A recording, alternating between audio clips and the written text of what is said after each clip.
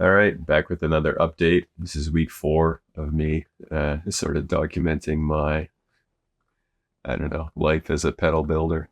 And I'm going to try and keep it short and sweet this week. I don't have that much to talk about because the main thing I've been doing is just building pedals. But I'm also going to demo quickly. I got my new Pedalboard finished. So if you want to skip ahead to that in the timestamps, you can. Otherwise, I'm just going to give a sort of quick recap of what I've been working on this week. And like I said, the main thing was building pedals. I got the custom cables in that I was waiting for to finish the Lowpass filters, the ones that have been pre-ordered. So like I put in a full day yesterday just soldering. And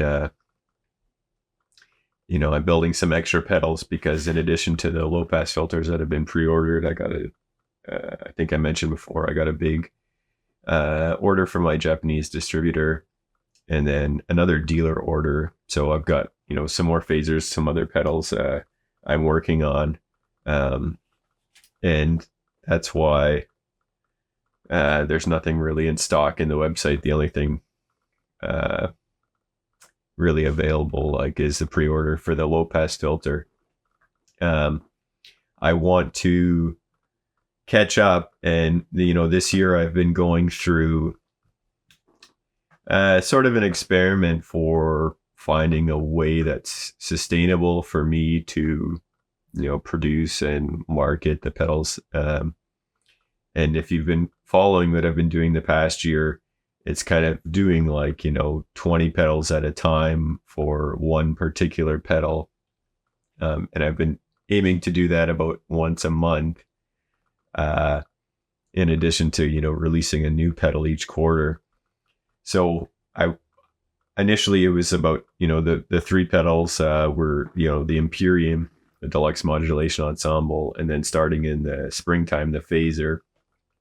So my goal was to kind of rotate them, do, 1 month do 20 Empyrean, the next month do 20 Deluxe Modulation Ensemble, the next month do 20 Phasers. But now with the, the addition of the low pass filter, and I'm working on a new pedal for next quarter, that rotation's going to be kind of, I don't know if I can keep doing it that way or if that makes sense, because then, there wouldn't be any Empyrean for 5 months if I just rotated one pedal at a time.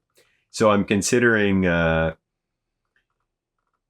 just switching that up, pivoting to a new sort of system where, maybe I produce the same amount of pedals, be it 20 a month or 25, whatever it is. But I'm thinking maybe instead of doing just, building one pedal at a time, I could do, maybe every month I'm going to make 5 of each kind of thing. And I think that might be better for, me just sustaining interest and, having it be something that, 5 pedals isn't too much to sell out of. So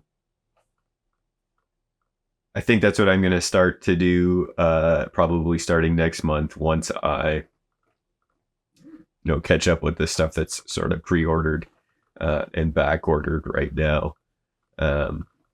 Because, I've really been just, like I said, experimenting, trying to find a system that's going to work for me. And, I keep sort of making mistakes, like missing something or like when I'm ordering parts, or there becomes some limiting factor. Like I was waiting on these cables and I had everything ready. And it's like, I don't know. I just need to get better at,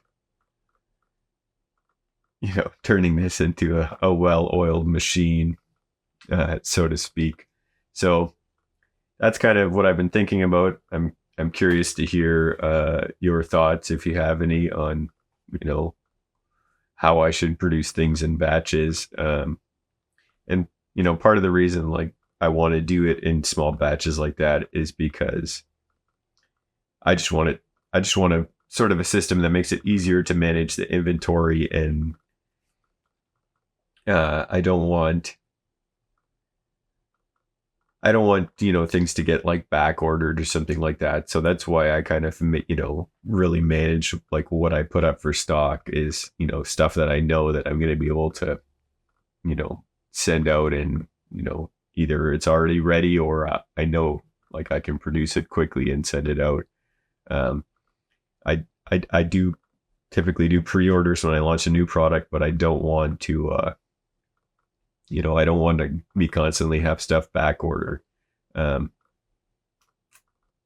I don't think I'm explaining all my thought process for this, but in terms of just 1 month, like building a certain amount of pedals and having that be available, doing like monthly drops, I think that'll be seems like it'll be a good way to go. So we'll see how it works. Other than building pedals this week, the first day on Monday, I spent quite a bit of time catching up on something I had been procrastinating for a while, which is a GST return. That's something I need to do, well, quarterly at the moment. And it was something I was putting off for a while, and which is silly because, I can get a rebate or like a refund basically for the GST that I spend on business related expenses, because typically I'm spending more on GST than I'm collecting from Canadian sales. So I'll actually be getting money back, which is good. So I'm happy that I got that done. It's just one of those things that, going through, line by line, all my, sort of money in, money out for the quarter.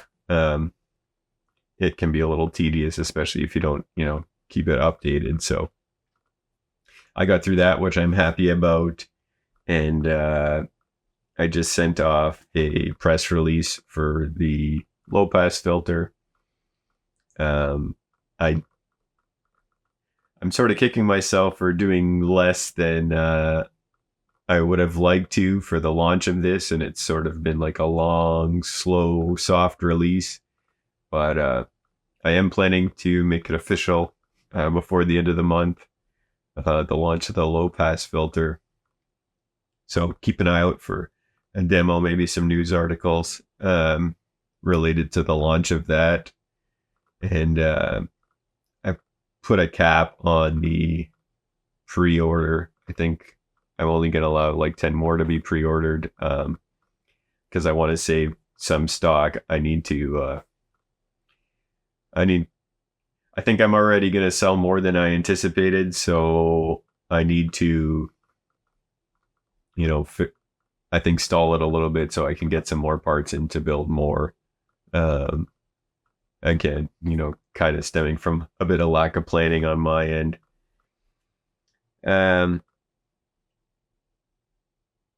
Other than that, I've got another low-pass filter that I'm going to send up for a demo this week, and then I'm sending some chorus pedals to another builder that I'm collaborating with on a sort of long-term project, which I don't want to speak too much about, but it's something I'm excited about, hopefully for next year. And yeah, that's pretty much it for what I've been doing. Like I said, I have spent the majority of my time building pedals this week, and even procrastinating recording this video. But since we're going to take a look at the pedal board, I have since finishing it sort of regained some excitement around playing again. Part of it's because I'm I had a show lined up that we were going to do with the cover band that I'm doing with my wife now playing bass, similar to the group that we had last year, but we weren't sort of playing together for a while, and now it's back on. And I sort of really took a break from playing for a while, and I don't know, I guess felt a little discouraged when I picked up the guitar again and wasn't, I felt like I lost some of my chops and stuff, and lost the motivation to play. But, getting back together, doing this again and putting the board together, it's sort of, I don't know, revitalized me a little bit. And I I feel like I've improved with my guitar playing, and since I've been doing this, like I feel like I've lost sight, or at times anyways, lose sight of what this is all about and what's important, and that this is supposed to be fun. And obviously that's a challenge when I'm also trying to make this my job. And it's stressful in a lot of ways. But at the end of the day, like I want to be a better guitar player. I want to improve. I want to continue to learn and make music and just have fun doing what I'm doing.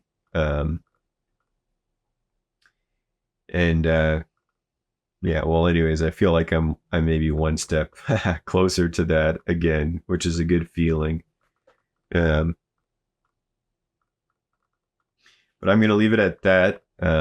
So let's take a look at the new pedal board. All right, so here we are. We've got the pedal board all set up. Finally, it's all wired up. And I'm excited to show it off because it's definitely, well, I'm able to do a lot more with this Boss ES-8. And I'll just go quickly through the loops. It's a very similar setup to the last one. Right now, I'm just on a preset where I just have a clean tone. I'm not going through any of the loops. I'll change the display here so you can see. In this mode, it'll tell you which of the loops are engaged, or I guess in this display.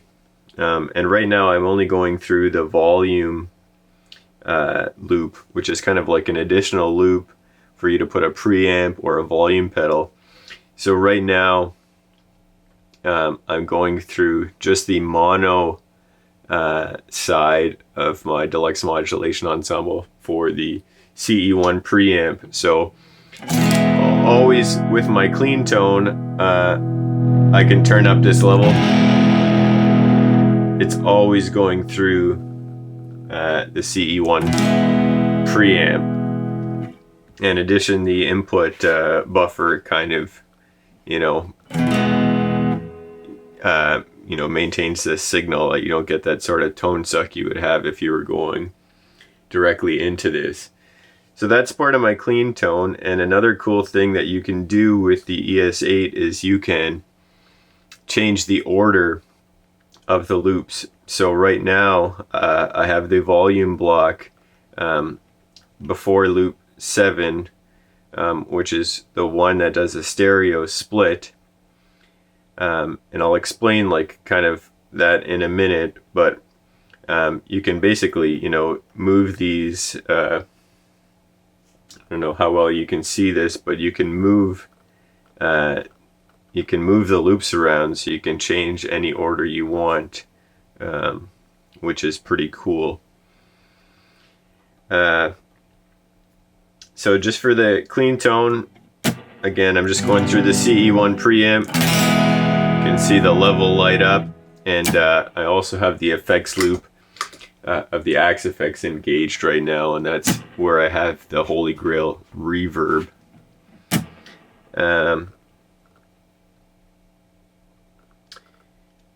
And then, well, let's go through the loops now. So I do have them in an order that makes sense, and I probably don't have much reason to rearrange the order other than to put that volume of the preamp always on in the position I want it to be. But I'll switch to the manual mode right now. I have nothing on. In the first loop I have the compressor. Now you'll notice a bit of a volume drop here. And unfortunately that's because of the position of this. Before I used to have it in front of my switcher, but I wanted to have it in the loop so that I could leave it always on, and I could just, you know, depending on the preset, if I want to have it, I can have it on. If I don't, I don't, and I don't have to manually turn it on or off. That's what I was trying to avoid.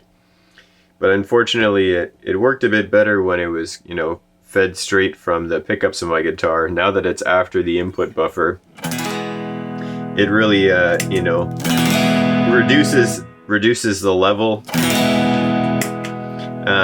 But if I engage, say, you know, loop 4 that has these Boss pedals in it with the buffer after, you can see I get some of that signal back. The way I've been compensating for that though is for whatever songs that I'm going to use a compressor on, I'm just going to change the settings in my Axe FX to just have a bit more gain so that I can compensate for that. So loop 1, I've got the compressor. Loop 2 is where my distortion is. So the only difference here from the last board is that I added the SD1. And a friend of mine told me that, and I just thought I'd try it because John didn't have it, and it gives me another overdrive option other than, you know, I'm usually just using the micro amp to push the front end. You know, this allows me to control gain separate from the volume, and also have a tone control, so it's kind of cool. I tried it on Dark Necessities solo, and I thought it sounded pretty good for that.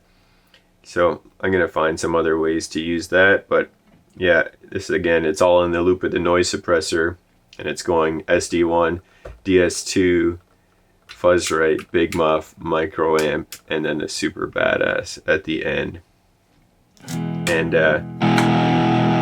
again, you know, I can use the noise suppressor to whenever I want to, you know, use a noise gate. And loop 3 is where I have the boost, another micro amp, and my wah again. And loop 4, I've got the CE2W on the CE2 mode, the flanger. I think this is first in the signal, but the flanger, chorus, and then the tremolo at the end, which I have set fairly light. And then loop 5, I have a couple digital delays here. The DD6 and the DD3 for this glitchy sound, which I'm using again on Dark Necessities. And then I've got the phaser by itself. And then loop 7 is where the MuRF is. And here, I'll turn the mix up. And that's a stereo one.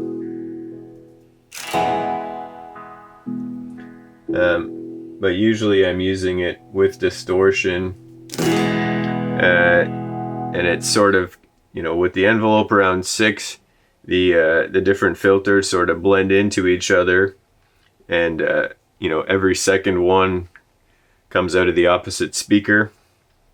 So with distortion, it sounds pretty cool. I think this is how John's using it a lot on Stadium Arcadium, like on Tell Me Baby, or the little solo, the first solo section in Danny, California.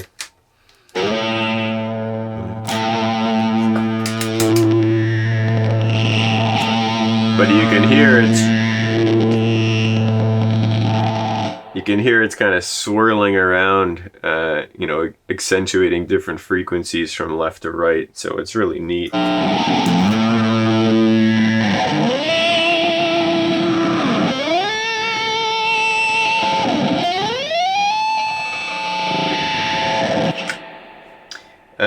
so that's what's in the 7th loop. And then in the 8th loop is the where I have the FM4, and I just thought I'd throw that in at the end because I had it and I wanted to put it on the board, and I can do full stereo. So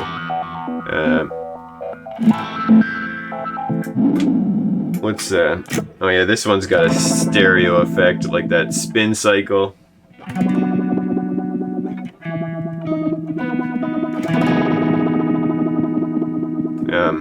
Got a different thing going on each side if you use that on stereo. I think there's some stereo capability of other stuff, but I just figured that was a good place to put it. And again, you know, if I wanted to put that 8th loop somewhere else, I could reroute it to be at the front if I wanted. And I would still get stereo outs out of the whole thing. It just, this would only be using the mono send and return if I put it at the front. But the other cool thing that I did in the 7th loop was I wanted to maintain the ability to engage the chorus in stereo using this loop switcher, which I couldn't do with my old one, because you've probably noticed that the chorus is always on here, but we're not hearing the chorus. And you'll notice that if I got the 7th loop on and the MuRF is on right now in stereo, but if I turn it off, you notice that I lose the one side. So when this is disengaged, it doesn't give a stereo output.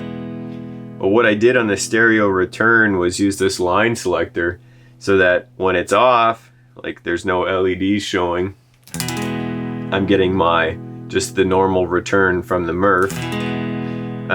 But if I switch it to the green LED, now I get the return from the chorus pedal.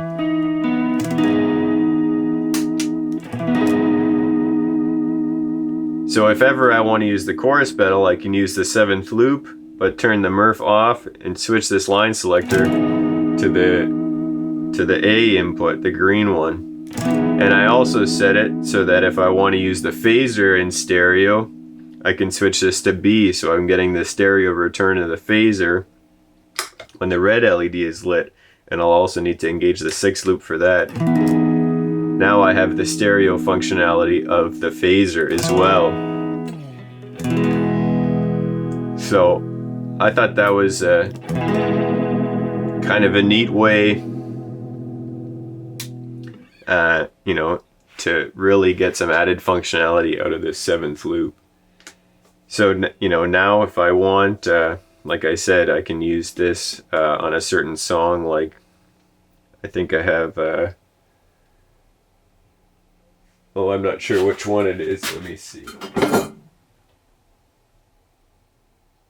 So preset 17 I have set up for Under the Bridge. And I have it basically so that the first half is set up in mono, and then the second half will give me, any of these switches will give me the stereo chorus. So again, I got the MuRF off. This is on the green LED, and the chorus is engaged, but it won't engage until I put that 7th loop. So these are all mono on this side. Oh, sorry, we should be on 17. Yeah, this is my one for Under the Bridge.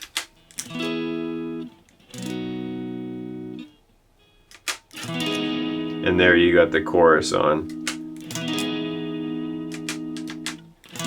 Mono, stereo. So I'm pretty happy with that. It gives me a lot more, you know, added flexibility. And then additionally, I have in the effects loop, I switched out, I used to have this TC Electronic triple delay just because I had it and I threw it in there to be in stereo. But I recently got a DD500 and I threw that in there, and the reason I wanted to do that was because it's got MIDI control. So now on the second channel of the ES-8, I can send MIDI messages also to control presets on the DD500. And I haven't really dug into that pedal much yet, although I have been digging the slow gear sort of, you know, slow attack preset it has in there. But just for example, like this is a preset I have set up for wet sand, and it's using the effects loop. It's clean. These first 3 scenes are clean, and then the 4th one I have the I'll use the flanger to kind of emulate a rotary speaker. And then on this 5th one, I would usually add an octave up on the right side. So going for this part, having this.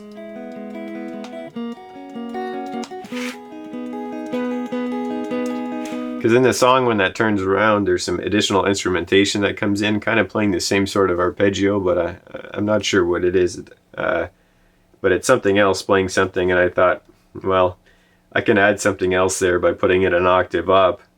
And then I also just, was playing around with, there was like a shimmer preset that I thought sounded kind of cool. So now I have this set up for like when I go into the switch 5, when I get to the second half of that, sort of build up to the solo, it's going to add an octave up part on the right, and then also this sort of shimmer delay on the right as well. So just going from having the dry guitar to this.